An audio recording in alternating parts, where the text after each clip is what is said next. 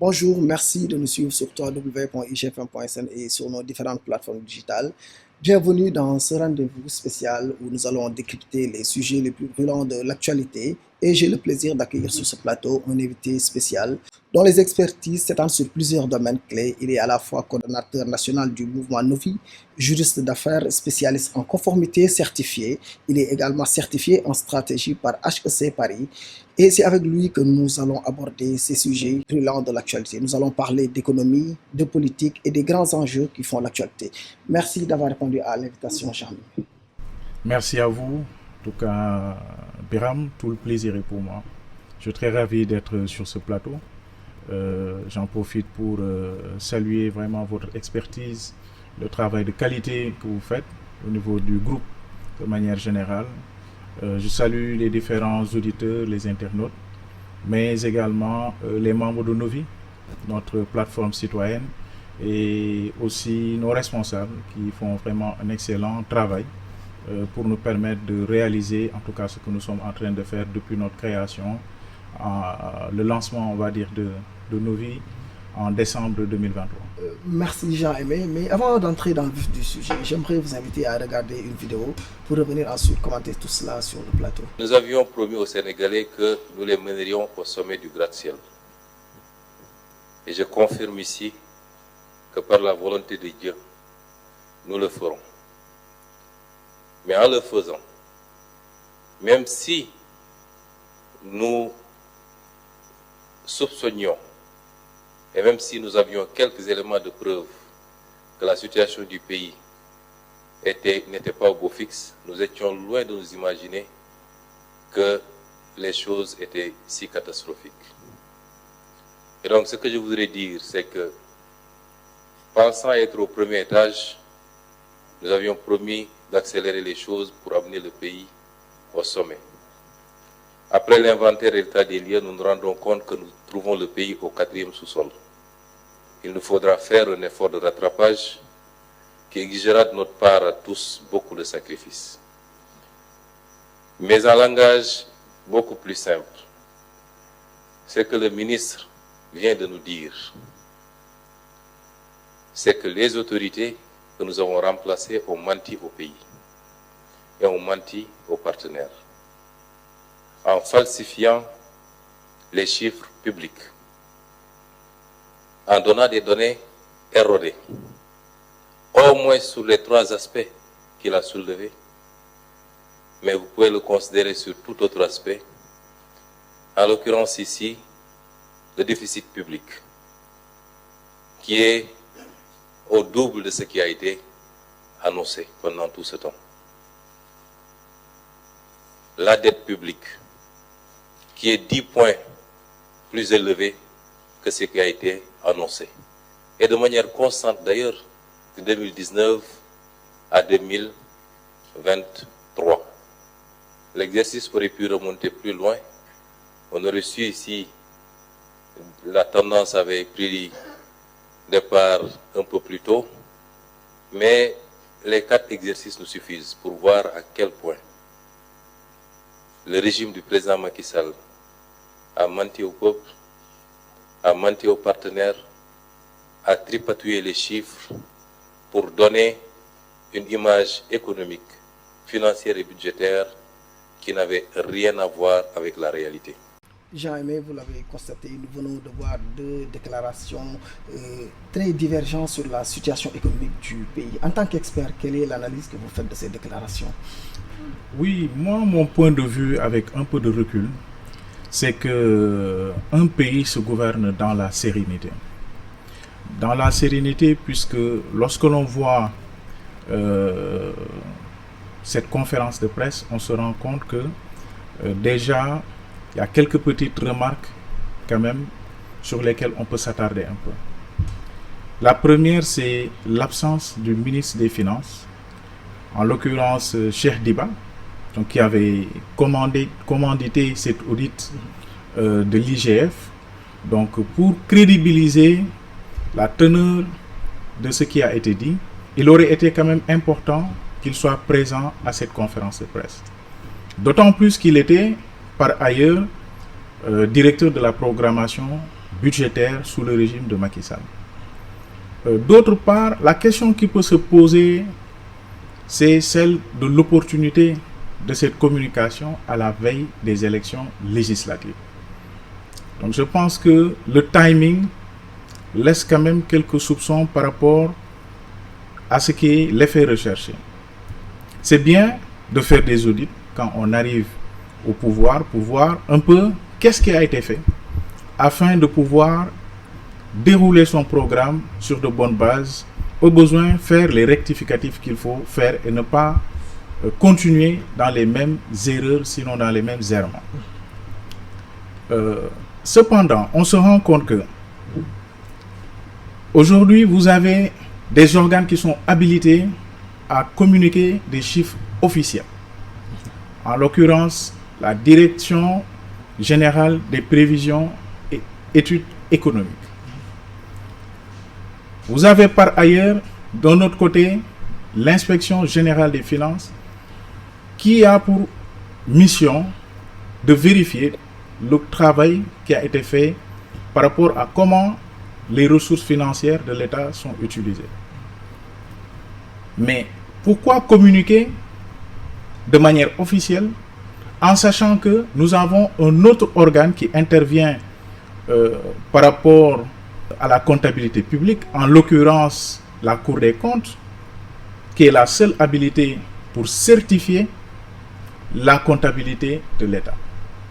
Ne fallait-il pas attendre que cet organe fasse son travail pour certifier le rapport, pour l'approuver, avant de pouvoir faire cette communication-là?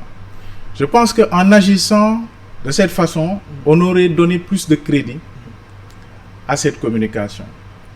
Moi, je ne peux pas avancer vraiment sur la véracité ou non des allégations qui sont avancées par le Premier ministre, mais je voulais seulement attirer l'attention sur ces aspects-là. Je pense que la prudence voudrait que l'on patiente pour le temps que la Cour des comptes fasse son travail et approuve le rapport de l'IGF avant de pouvoir faire une communication qui serait considérée comme étant celle qui respecte quelque part l'équilibre et le respect qu'on doit à toutes les institutions qui sont d'égale honorabilité.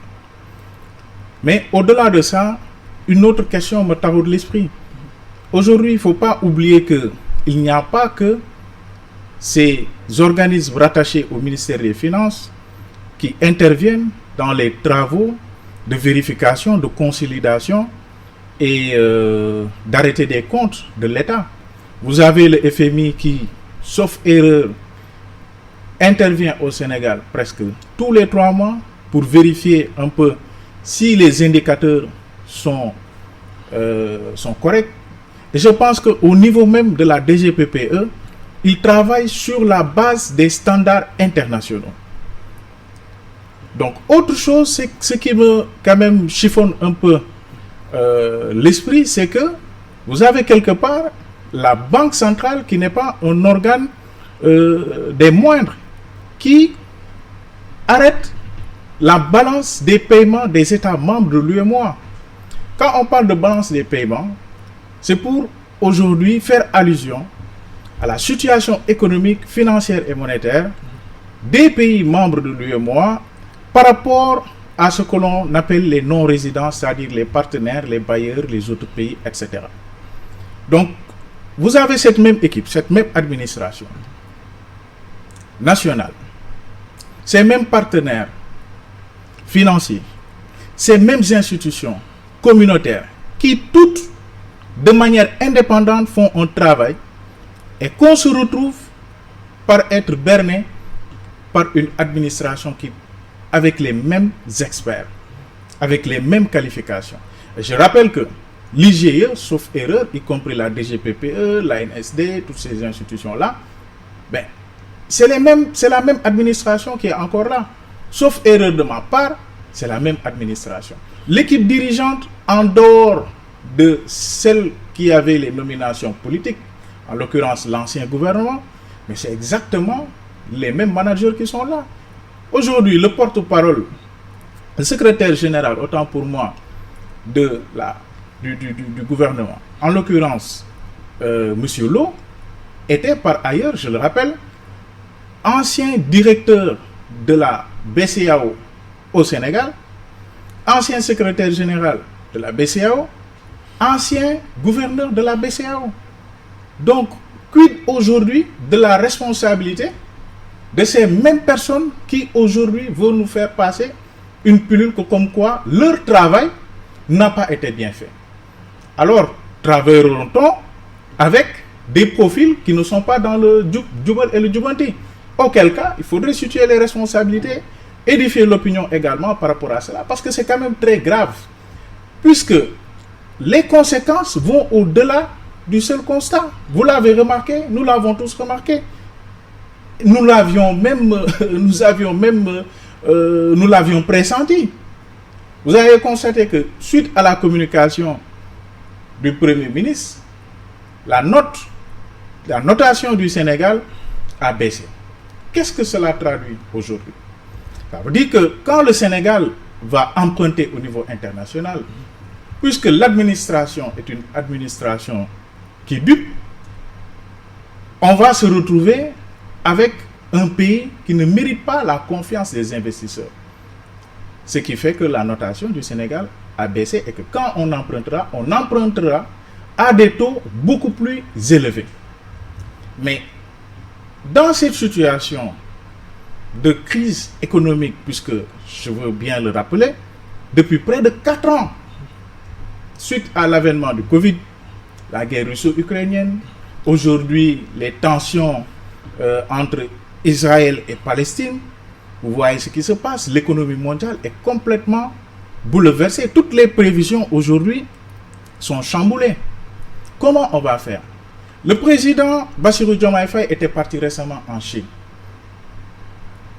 pour aller demander des financements. Quid des conditions de financement? Est-ce qu'on emprunterait à des taux beaucoup plus élevés, comme ce fut le cas avec l'eurobond, des 450 milliards, sauf erreur ou omission de ma part, avec des taux historiques très chers, 7,75%. Donc tout ceci mérite quand même réflexion. Et pour ma part, la gravité des faits méritait que le président de la République, y compris M. Amadou Ba, se prononce, parce que c'est eux qui sont pointés au premier ressort. Cependant, j'attire juste l'attention sur le fait que même si le président de la République est la première institution de la République, ben, il n'est pas comptable public. Vous voyez un peu? Donc, quelle pourrait être sa responsabilité dans tout cela? Le président de la République, est-ce que c'est lui qui valide la balance des paiements? Est-ce que c'est lui qui est à la DGPPE? Donc, il faudrait qu'on arrive, du point de vue juridique, à montrer qu'il y a eu collusion entre le chef de l'État et ceux qui étaient à la tête de ces institutions. Ce qui serait très difficile, ce serait une enquête de police du style Colombo. Mais c'est pas évident. En résumé, vous semblez n'accorder aucun crédit aux déclarations du Premier ministre et d'autre part, vous semblez même valider les démentis apportés par l'ancien président de la République, Macky Sall, qui dit que ces allégations sont fausses et qu'il a laissé une économie robuste en quittant le Sénégal. Moi, personnellement, je fais confiance en cette administration. J'ai des amis, Dieu sait, qui sont apolitiques, avec lesquels nous partageons des valeurs comme tous les citoyens sénégalais. Il ne faut pas terminer leur honorabilité sur un rapport d'une administration qui est en porte-à-faux avec une autre. Quand on veut marcher sur les pas de la bonne gouvernance, sur les pas d'un État moderne, il faut attendre l'arbitrage de la juridiction compétente, en l'occurrence la Cour des comptes, dont seule la signature fait foi. Je ne dirais pas que ce que le Premier ministre dit est faux, mais ce serait grave.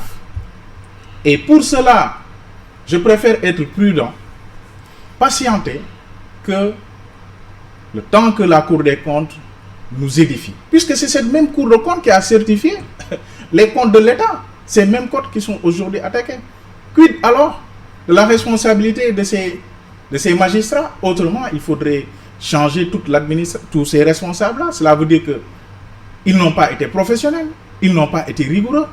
Et ça, pour moi, pour aujourd'hui regagner la confiance des investisseurs, au-delà des promesses de mesures à mettre en place pour redresser la barre, il faudrait nettoyer l'administration, en tout cas le haut commandement de l'administration. C'est mon point de vue. Je ne dis pas que Macky Sall non plus a raison, mais je dis que il faut être professionnel et rigoureux. C'est ça. Mais vous, en tant qu'expert en économie, quel indicateur clé utiliseriez-vous pour évaluer la situation économique actuelle du pays? Bon, je ne dirais pas que je suis un expert en économie, même si je m'intéresse beaucoup aux chiffres, ce qui est tout à fait normal, parce que quand on est responsable, le mouvement politique, aux citoyens, c'est important de se renseigner sur la direction que prend son État. Mais en tant que cadre dans mon pays, moi je pense que le PIB, ces indicateurs macroéconomiques là, c'est intéressant. Parce que ça permet de voir quelle est la trajectoire qu'emprunte le pays par rapport à la vitesse dont on produit, on produit de la richesse. Aujourd'hui, avoir une idée du déficit budgétaire, c'est intéressant.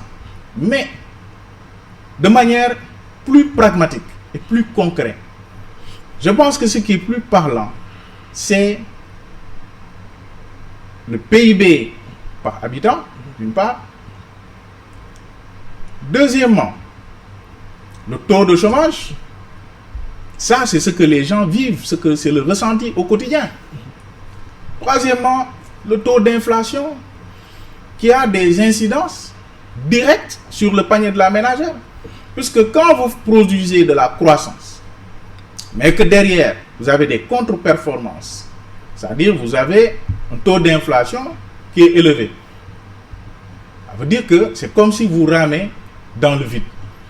Et depuis quelques années, on est dans une situation d'inflation qui s'explique aussi par les contre-performances économiques au niveau mondial. Donc, aujourd'hui, ce qui valait 1000 francs avant la Covid, aujourd'hui, ça vaut combien? Je vous donne juste un exemple. Les 5 litres d'huile qui valaient 5000 francs avant la Covid, aujourd'hui, elles valent combien? On est minimum dans les 7000, voire les 8000. Autrement, on a un taux d'inflation sur les 4 dernières années par rapport aux denrées alimentaires qui serait compris entre 20% et 40%. Les prix ne cessent de grimper. Donc, un autre indicateur qui est parlant, c'est la santé.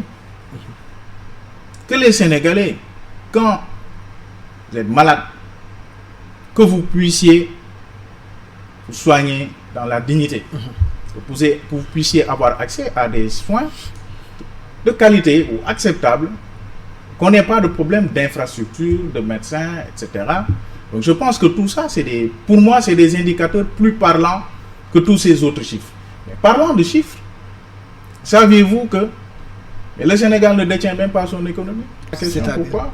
Mais parce que plus de 20% de notre produit intérieur brut est produit par la France. Cette même France qu'on veut qu'elle dégage. Aujourd'hui, quand on gère un État, quand on parle de politique, il ne faut pas être dans l'émotion. Il faut être dans les rationalités et dans la scientificité. C'est ça la réalité. Donc, pour moi, il y a énormément de travail à faire. Puisque si vous avez une économie, non seulement qui est précaire, mais qui est extravertie, le problème qui se pose, c'est que, en réalité, vous ne grandissez pas vous-même. Que représente aujourd'hui le poids du secteur privé national dans la commande publique? Je pense que tous ces aspects-là méritent une attention particulière. Et que le nouveau régime doit prêter attention à ces différents indicateurs-là pour pouvoir redresser la barre. Les indicateurs sont là, mais est-ce qu'il y a des priorités qu'il faudrait mettre en avant pour reprendre le dessus sur cette situation? Moi, je pense qu'aujourd'hui, tout de suite, ce que le nouveau régime peut faire, c'est prioriser le secteur primaire. D'emblée. Ça, c'est faisable et à moins de coûts. Ce qu'on appelle le critère de l'efficience. Atteindre ces objectifs en déployant le moins de ressources possible dans un temps plus réduit. Il ne faut pas se disperser quand on a beaucoup de priorités. Il faut faire des priorités dans les priorités. Et à mon sens, la première priorité, c'est quoi? Mais c'est l'agriculture. Aujourd'hui, on n'est pas un pays industrialisé. La mer, on nous dit que les ressources se font rares. Mais la terre, elle est là. Et d'aucuns disent que la terre ne ment pas. Moi, la Casamance d'où je viens, je vous dis, c'est avec le cœur lourd quand je retourne là-bas et que je vois que ça ne bouge pas. Quand je constate que une forêt entière est en train d'être rasée sans que ça n'émeuve l'opinion nationale, ça pose problème. Sans qu'on ne prenne des mesures radicales pour arrêter ce fléau, c'est un problème. Si on arrive aujourd'hui avec l'université Gaston Berger, par exemple, qui a développé une filière agronomie, ces jeunes-là qui ont besoin d'insertion, vous les organisez en coopérative, vous les envoyez au fin fond du Sénégal, ils vont démontrer ce qu'ils savent faire. Et on prend beaucoup de jeunes qui aujourd'hui manquent de qualification sur la base de formation accélérée, comme le fait le 3FPT, qui est un excellent instrument aujourd'hui, qui aide beaucoup. On a des instruments qui aident. 3FPT, ADPME, etc. Mais il faut prioriser et mettre le maximum d'efforts là-bas. Les secteurs innovants, qui aujourd'hui, les startups qui innovent, ces startups sont créées pour apporter des solutions originales, pour disrupter le marché. Ces startups doivent être soutenues. Aujourd'hui, beaucoup de startups sont sous l'eau, ils sont fatigués. Beaucoup de startups attendent le respect des engagements de l'État, ne le voient pas. Les gens sont dans la réduction des effectifs. Beaucoup d'entreprises qui sont des entreprises sénégalaises, ils sont en train de vendre. Je vous donne quelques exemples. Grand Moulin de Dakar, Patisen. Aujourd'hui, on a le cas de Sedima et consorts qui étaient des fiertés nationales. Il faut les soutenir. Le patriotisme économique commence par relever son secteur. On a vu ce qui est arrivé à la presse. Pour moi, tout ça, il faut revoir. On a des couacs, c'est vrai. Dans la presse, comme dans d'autres secteurs. Dans d'autres secteurs. Mais il faut inviter tous les acteurs. Parce que nit, pour un diaboté, do xol rek say dom ngay seppi ki mo baax ki mo ma gëna dëggal ki dëggal mo. Non, la responsabilité incombe sur tous les enfants. Il faut essayer tout le temps de rattraper, de voir comment accompagner les gens. La presse, c'est normal qu'elle ait des difficultés parce qu'elle n'est pas encore une industrie. Une industrie, pour l'avoir, il faut avoir des transformateurs au-delà des techniciens. Cette erreur, on la retrouve dans les choix de nomination du gouvernement. Mais ça, on en reviendra peut-être un peu plus tard. Mais pour moi, tout ça, il faut voir. Je terminerai juste par un point. L'immigration clandestine. Je ne cesse d'en parler. Ces enfants qui meurent comme des fourmis ou je ne sais pas quoi. Mais c'est grave. Moi, j'aimerais bien qu'on nous donne les statistiques du palu, du cancer, de tous les trucs-là qui mobilisent des milliards en termes de campagne. Et qu'on voit combien est mobilisé pour lutter contre l'immigration clandestine. Où les gens meurent, peut-être que l'immigration clandestine tue même plus que toutes ces maladies. Et qu'on essaie de voir comment réorienter ces jeunes-là, notamment dans la pisciculture. Il faut avoir des idées originales. Je ne dis pas qu'il faut donner des motos tchak-tchak ou autres là, à ces jeunes-là pour qu'ils continuent de mourir sur nos routes. Mais par exemple, la pisciculture, commencer dès à présent à innover. C'est comme ça que marche le monde. Donc, il y a beaucoup d'idées, mais on ne peut pas tout dire. Mais voilà un peu quelques vous avez évoqué beaucoup de défis, mais également énormément de priorités auxquelles l'État devrait s'attaquer, mais est-ce que le nouveau référentiel de développement présenté à la population dernièrement ne prend pas en compte tous ces défis-là? Et avant cela, mais en tant que quelqu'un qui s'intéresse beaucoup aux chiffres, quel est l'avis que vous portez sur ce document en tant que plan de développement à long terme pour notre pays? Dans l'ensemble, je pense que bon, le plan aborde des questions cruciales. D'autant plus qu'il y a beaucoup de promesses. Le plan, il est ambitieux, je dirais même très ambitieux. Aujourd'hui, on nous propose de passer d'un PIB de 1,7 de 1700 dollars, un PIB par habitant, de 1700 dollars US. Ouais. Bon, le gouvernement dit 1600, on ne sait pas à quel chiffre se fier. Moi, je me suis fié au chiffre de la Banque mondiale. Et quels sont ces chiffres? C'est 1700 et quelques dollars US. À fin 2023. C'est des chiffres récents. Ils veulent nous amener ces chiffres vers 4500 dollars US à l'horizon 2050. Ce qui est intéressant, plus ou moins, est faisable de ce point de vue-là. Ils veulent réduire la pauvreté pour qu'on passe d'un taux de 35,7% à fin 2023 à 10%. À 10%. Bon, 10% d'après le document officiel, mais 12% sur la maquette qui a été projetée. Donc, on ne sait pas là encore à quel chiffre se vouer, mais enfin, la différence n'étant pas grande, faisons la moyenne, disons 11%. Ils veulent aujourd'hui arriver à l'accès universel, pour ne pas dire national, une couverture nationale sur l'eau. Donc, on passerait de 97% de taux de couverture à 100%. Pour l'électricité, on passerait de 87% à 100%. Donc, aujourd'hui, ils veulent ouvrir des corridors du rail par le rail et des corridors ferroviaires, c'est ça, 8 corridors, sauf erreur de ma part. Donc, il y a pas mal de projets qui sont intéressants et sur lesquels il faut s'appuyer.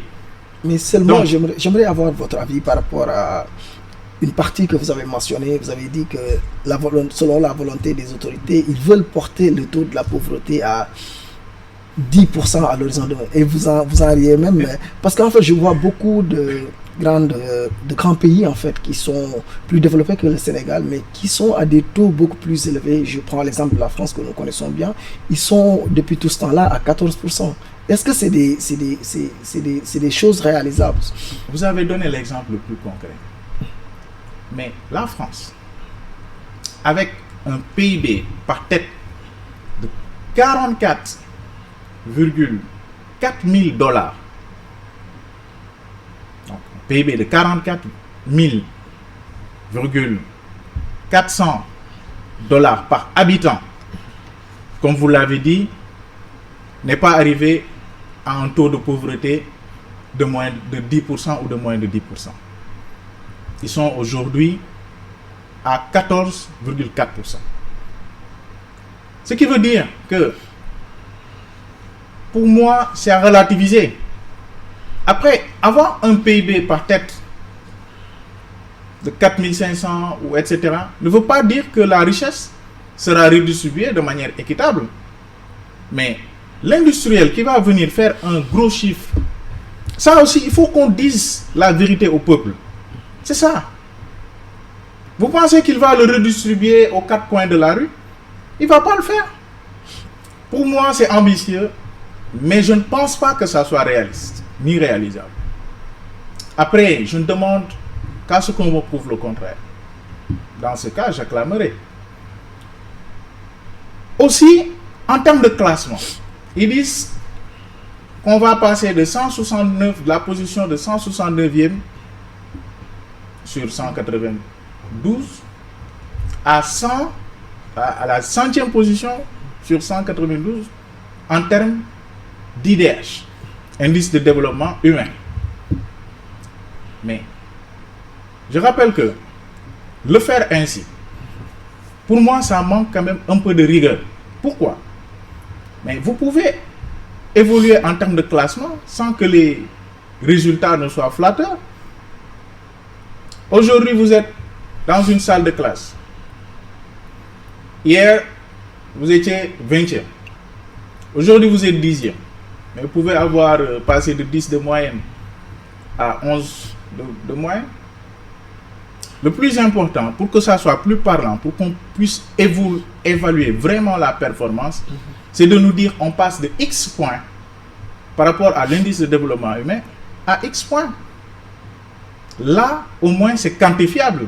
Parce qu'on n'a pas de prise sur la performance économique des autres pays. Vous pensez que les autres pays, honnêtement, ils vont rester à la même position qu'ils sont aujourd'hui en 2050?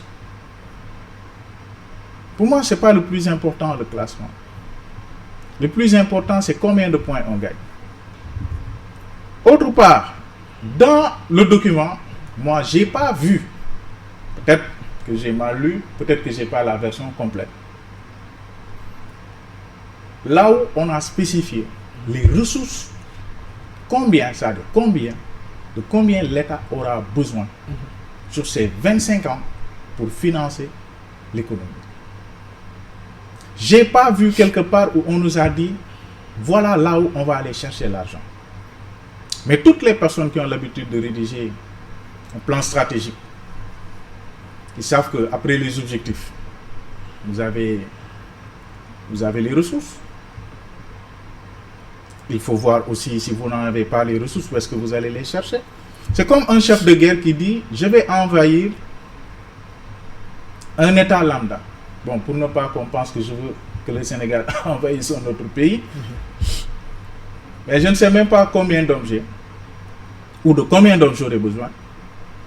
Quelle sera la quantité de munitions, la quantité d'armes, quelle sera la quantité de rations alimentaires pour tenir durant toute cette guerre-là, quelle sera éventuellement la riposte de l'adversaire, comment je m'organise, où est-ce que je vais chercher tout ça. Le régime actuel doit se départir du manteau de l'opposant. Aujourd'hui, la communication gagnerait à être plus institutionnelle que politique. Parce que quand on est au pouvoir, vous prenez des engagements, après vous êtes évalué.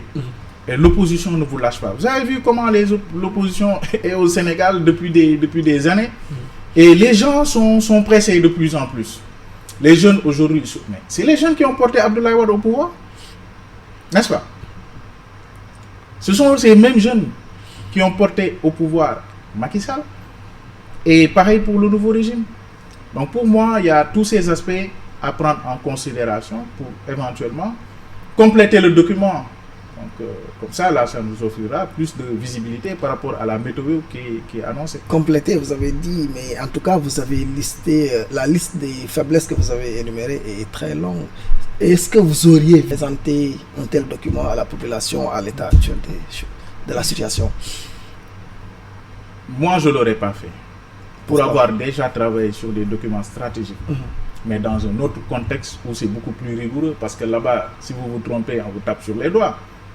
Dans une entreprise, vous avez un conseil d'administration où les gens vont vous poser des questions sur chaque paragraphe que vous présentez, avec la possibilité de vous faire virer du jour au lendemain. Ben, écoutez, vous n'allez pas attendre une élection ou autre chose. Hein. Donc, moi personnellement, je ne l'aurais pas présenté ainsi. Mais j'imagine que les experts qui ont travaillé sur ce document-là sont bons. Mais peut-être que le timing, je ne sais pas ce qui s'est passé. Le document est-il bon? Je dirais que les leviers sont les bons leviers. Il y a des points d'amélioration, mais encore une fois, il y a des faiblesses qu'il faut corriger impérativement. Je ne pense pas que ce document-là va suffire aux bailleurs. Hein.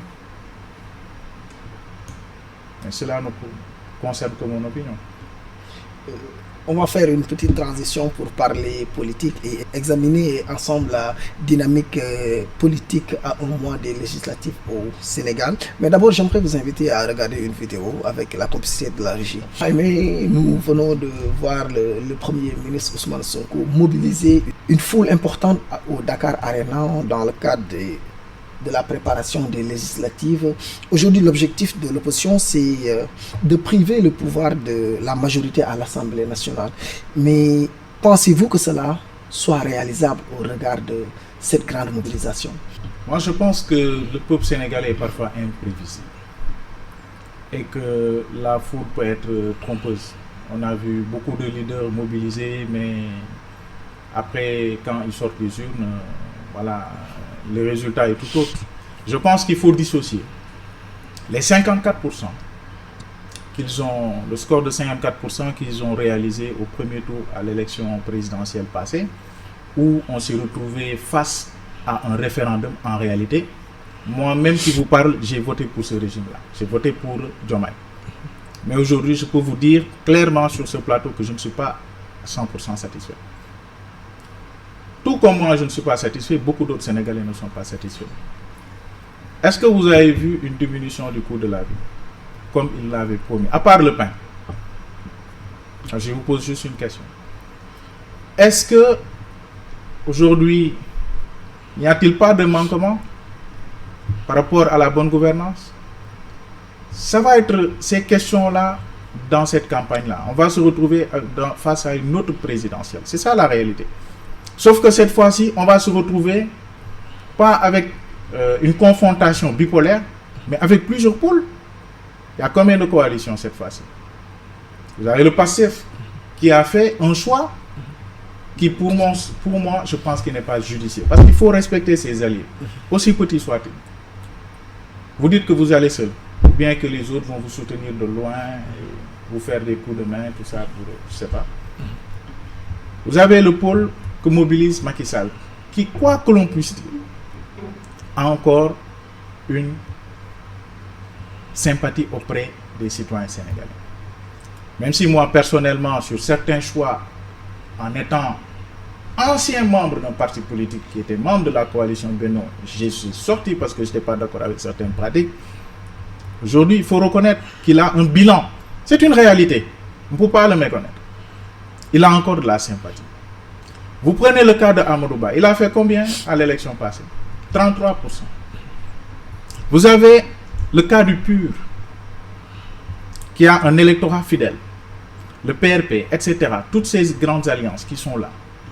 Vous avez la coalition Sénégal-Kessé, qui est une forme de troisième voie, avec des députés qui seront des députés du peuple, équidistants, qui vont mériter aussi la confiance des Sénégalais qui se retrouvent dans le programme, qu'ils vont partager. Et d'autres coalitions qui sont là. À votre niveau, d'après vous, comment ça va se passer? Donc pour moi, aujourd'hui, tant qu'on ne sortira pas de ces urnes, on ne connaîtra pas réellement les aspirations du peuple sénégalais. Je vous ai parlé de la bonne gouvernance. Mais regardez ce qui se passe aujourd'hui avec le cas de Lazer, où justement dans ce même meeting, M. Ousmane Sonko, Premier ministre, a osé, en dépit du Djouk Djoubal Djoubanti, faire monter sur scène un DG pour lequel il y a des suspicions comme de mauvais actes de gouvernance, le citer en exemple. Mais on a vu que la société sénégalaise a pourtant fait un démenti et apporté quand même un démenti avec des faits circonstanciés, argumentés. Les autorités, en l'occurrence l'ARCOP, je pense que c'est l'ARCOP, ils ont demandé la suspension du marché. La banque qui finance a dit, moi je finance plus, j'attends de voir. Je pense qu'il faut une autre attitude. Vous avez le dossier de l'ONAS.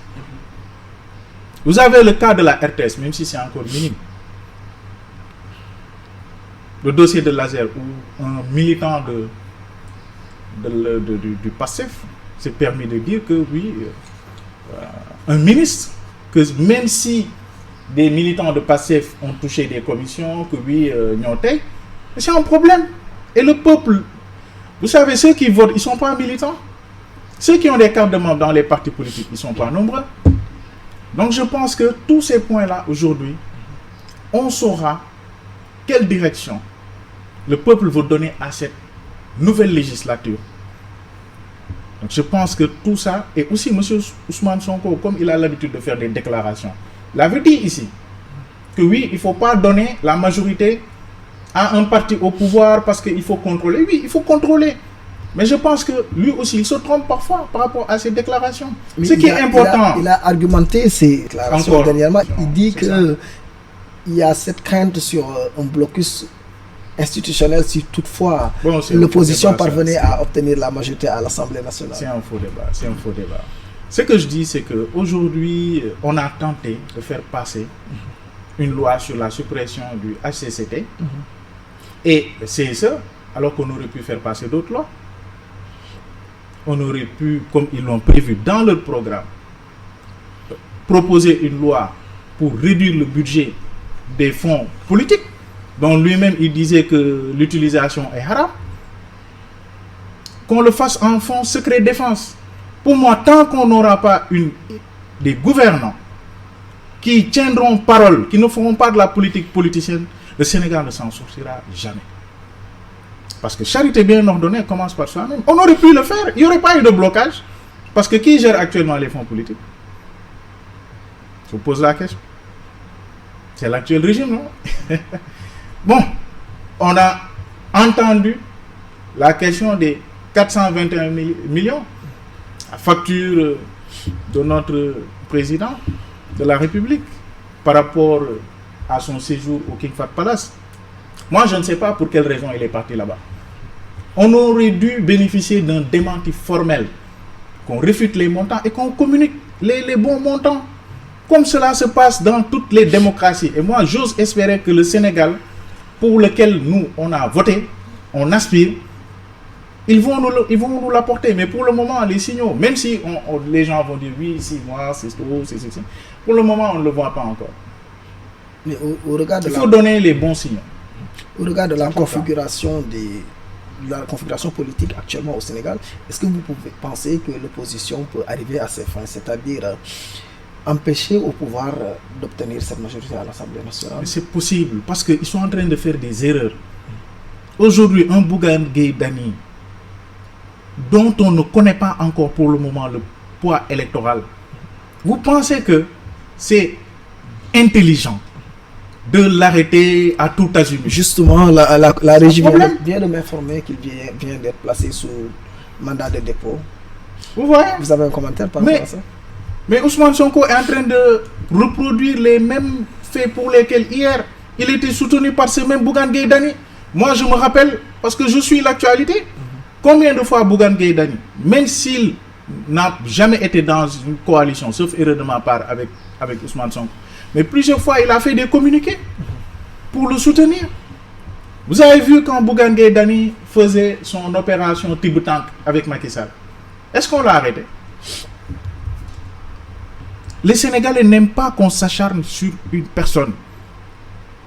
C'est pas intéressant. Laissons les gens s'exprimer. Laissons les gens vaquer à leurs occupations.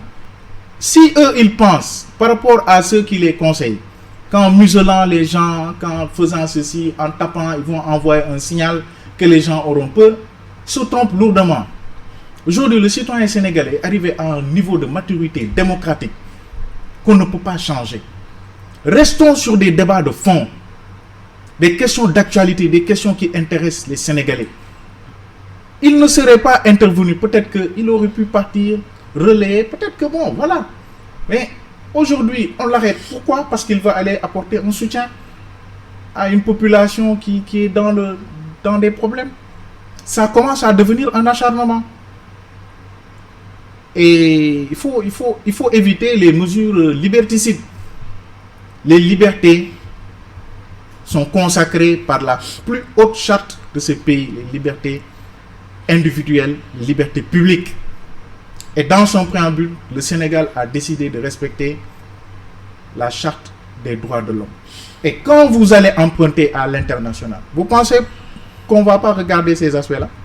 On va vous dire, mais vous, chez vous, là, vous enfermez les journalistes, les patrons de presse, les hommes politiques, etc., etc. Vous serez mal cotés. C'est un problème. Il ne faut pas qu'on retombe dans les mêmes travers. Mais pourtant, la démarche des nouvelles autorités qui avaient même initié des concertations sur la justice avait suscité beaucoup d'espoir. Mais aujourd'hui... Pas avec moi. Hein. Ah bon? Quelle assise de la justice? Je vous pose la question.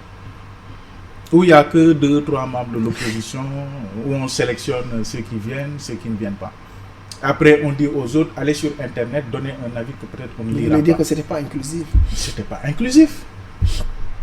Des assises ou des magistrats. Moi, je me rappelle du temps de Macky Sall, où mon ami Souleymane Teliko avait fait un ouvrage que j'ai lu, où il demande l'indépendance de la magistrature. Vous avez des magistrats, au lieu de parler du système judiciaire, qui vont vous dire que oui, laissons le statu quo. Mais en échange, on fait passer l'âge de la retraite, de départ à la retraite, de 65 ans à 68 ans. Alors que des enfants meurent en mer, on est dans le chômage. Au lieu de donner des responsabilités aux jeunes, de penser à la relève. Ils nous ont promis que le président de la République ne siégera pas au Conseil supérieur de la magistrature suprême. Il faut honorer cet engagement. Parce que notre système judiciaire, il faut oser le dire, est archaïque de plus de 22 ans par rapport à la France. Et en France, le président de la Cour de cassation, le premier président de la Cour de cassation, c'est lui qui préside. Et au niveau du Conseil supérieur de la magistrature suprême, au-delà des corps judiciaires, vous avez des personnalités qui sont là-bas et qui n'appartiennent ni au judiciaire, ni au Parlement, ni à l'exécutif.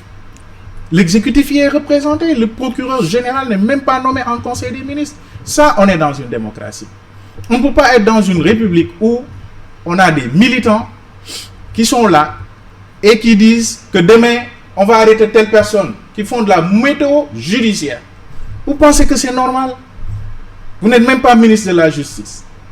Vous n'êtes pas procureur. Il faut que ça s'arrête. Ousmane Sonko ne doit pas nous trahir. Montrer qu'aujourd'hui, oui, maintenant j'ai le pouvoir, je vais vous montrer. Non. S'il le fait, je vous dis, les mêmes causes produisant les mêmes effets, ne tardera pas là où ils sont. Au-delà de dénoncer la démarche et la manière dont la justice est mobilisée pour régler certains problèmes, est-ce que vous êtes d'avis ou bien vous partagez les mêmes sentiments que ceux qui parlent d'une chasse aux sorcières? Ça, par contre, je n'y pense pas. Je ne crois pas. Moi, je pense qu'aujourd'hui, le tempo, il est bon. Le tempo, il est bon. Mais il faut juste que le régime en place arrête de faire de la météo judiciaire. Qu'on laisse les magistrats faire leur travail. Dieu sait qu'on a de bons magistrats. Et qu'ils sortent, qu'ils acceptent de sortir. Parce que tant que dans ce pays, on aura un exécutif qui a une pression, une forte mainmise sur le judiciaire, on ne croira jamais que les dossiers ne sont pas politisés. C'est comme si vous êtes juge et parti en même temps. Soyons rigoureux et faisons en sorte que le Sénégal, enfin, qui a hérité des anciennes infrastructures de ce pays, de l'élite, de tout ce qu'il faut, qui a abrité les 2 capitales de l'AOF, mais qu'on retrouve notre lustre d'antan et qu'on soit à la place où on devrait être, au concert des grandes nations. Il faut oser faire ces ruptures et ces réformes. Moi, c'est cela ma conviction. Il faut oser le faire. Mais en tant que responsable politique, vous pensez peut-être que ces arrestations pourraient avoir un impact sur la stabilité du pays et la confiance du peuple par rapport aux institutions? Moi, je pense que la reddition des comptes est dans le cours normal des choses. On ne peut pas, dans un pays qui se respecte, avoir des rapports de la Cour des comptes, de l'IGE, de l'IGF, de l'OFNAC, qui ne sont pas rendus publics. Elles doivent être, c'est-à-dire, vous faites des rapports qui sont disponibles qu'un an après. Mais entre-temps, la personne a même la possibilité d'organiser son insolvabilité. Il faut qu'on soit professionnel à tous les niveaux, surtout si on veut sortir nos pays de là où ils sont. Maintenant, encore une fois, il faut crédibiliser l'action de la justice en osant s'en départir. Moi, j'ai été dans les cabinets d'avocats, cabinets de notariat, banque. J'ai eu à traiter des réquisitions en provenance de tous les corps, de divers corps de contrôle et des enquêteurs. Ça prend du temps parce que les rapports sont des présomptions de faits de manquement. Ça peut être des anomalies, de simples anomalies de gestion. C'est-à-dire, vous devez mettre quelque chose ici, vous ne l'avez pas mis là-bas. Ça, c'est des anomalies de gestion, on fait des recommandations, on corrige. Vous avez des faits plus graves. C'est les détournements, c'est la corruption, c'est etc. Là, il faut mener les enquêtes. Laisser les gens le temps de faire des enquêtes. Moi, je pense que ils ont lancé des audits. Bon, c'est bien. Moi, je ne l'aurais pas fait. Parce que dans tous les cas, les corps de contrôle vont le faire. La comptabilité publique, comme elle se fait d'habitude, toujours vous avez les corps de l'État qui contrôlent les sociétés et les agences de l'État. Mais, je l'ai dit et je le répète encore, tant qu'on ne mettra pas en place des procédures qui vont assainir la gestion, on va retomber dans les mêmes travers.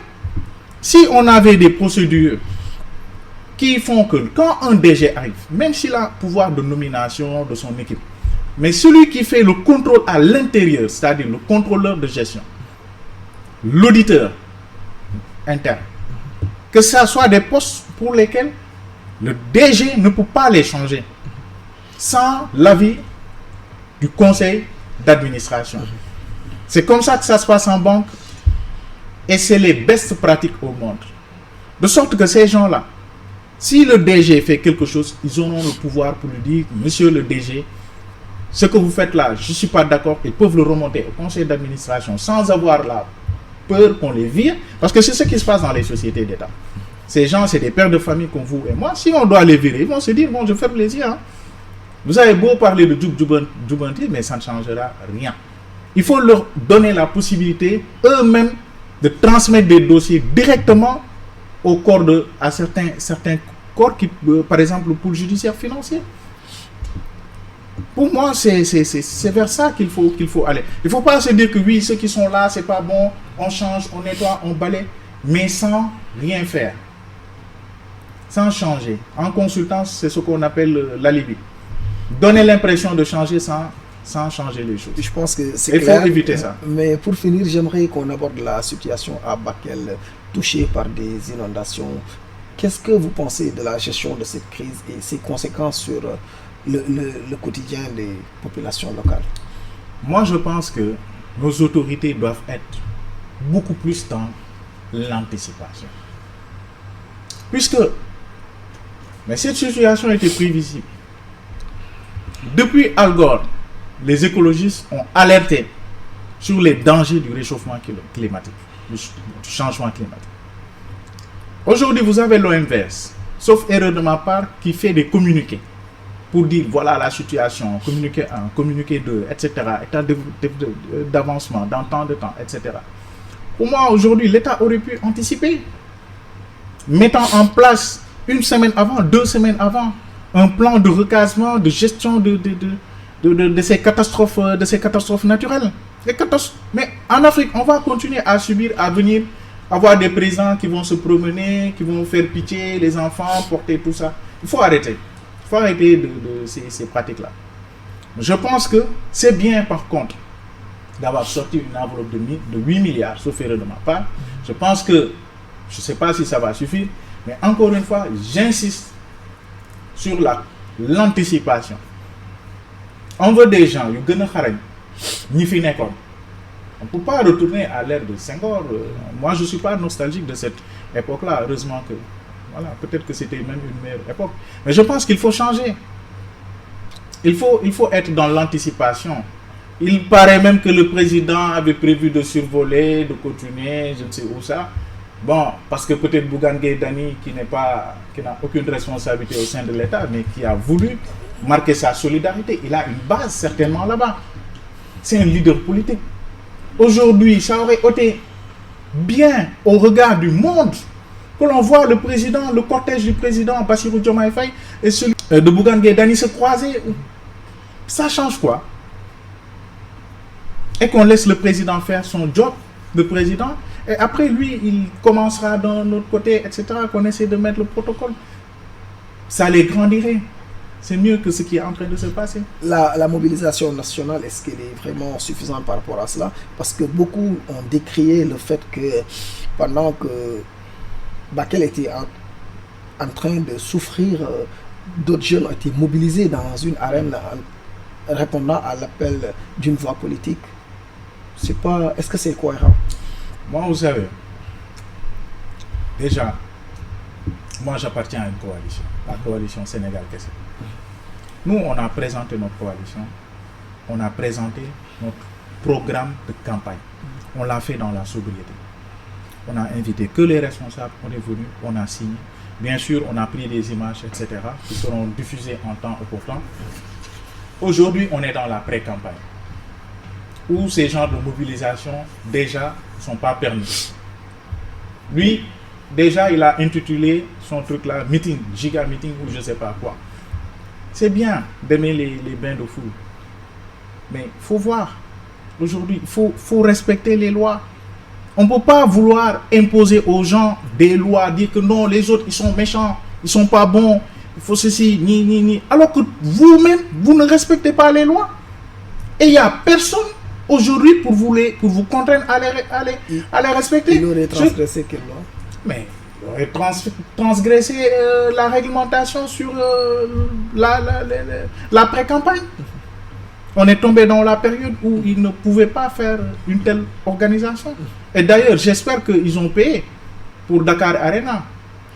Et que ça n'a pas été mis à disposition gratuitement, puisqu'ils n'avaient pas l'habitude d'organiser là-bas. Qu'est-ce qui s'est passé? Mais en tout cas, c'est la SOGIP qui gère ça. Peut-être que Dame Mbodj pourrait nous édifier. Oui, je lui fais un petit clin d'œil au passage pour dire que j'espère que nos deniers publics ne sont pas allés vers ça.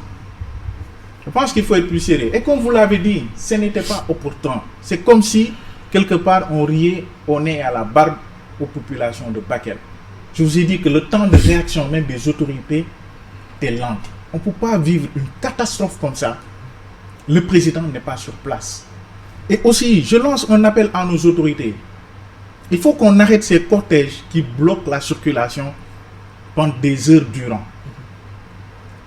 Pendant que le président était là, à King Fahd, là, nous, les riverains, on est obligés de trouver les heures auxquelles il faut. C'est compliqué. Avec un arsenal, un dispositif, on dirait qu'on va en guerre. Je pense que tout ça, il faut revoir. Il faut faire la politique aujourd'hui autrement. Voilà. Merci beaucoup, Jean-Aimé. Nous arrivons à la fin de cette discussion passionnante. Un grand merci à vous pour les éclairages précieux et vos analyses approfondies sur ces sujets qui concernent et impactent directement notre quotidien. Je vous remercie beaucoup, Biram. Vraiment, les sujets étaient intéressants.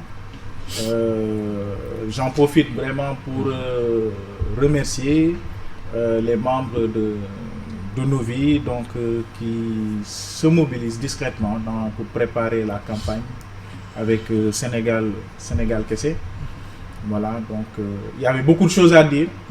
On n'a pas pu tout aborder, mais c'est toujours un réel plaisir, avec un réel plaisir que je réponds favorablement à votre invitation. Merci également à vous, chers internautes, et vous pouvez continuer à nous suivre sur www.igfm.sn et sur nos différentes plateformes digitales pour nos prochains numéros.